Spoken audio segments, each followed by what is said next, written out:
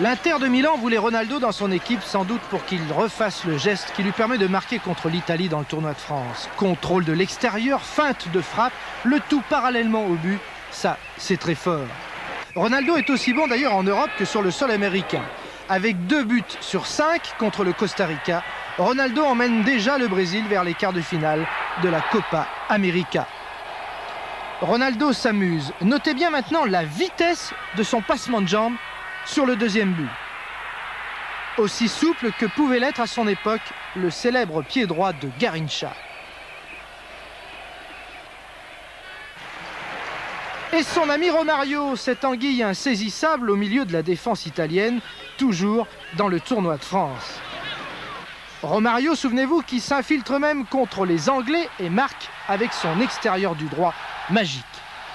Eh bien, que croyez-vous que fit Romario, toujours en Copa América, contre le Costa Rica? Romario, le même but que contre l'Angleterre, avec cette accélération qui fait toute la différence, signe aussi que le physique ne l'a pas encore trahi.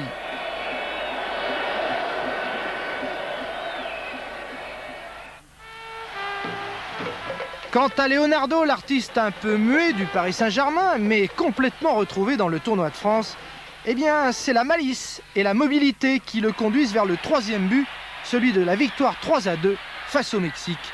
Et quel but! Dommage qu'on n'ait pas vu autant de talent sur la pelouse du Parc des Princes. Djalminha, ça vous dit quelque chose? Il a mis un but sur coup franc contre le Costa Rica.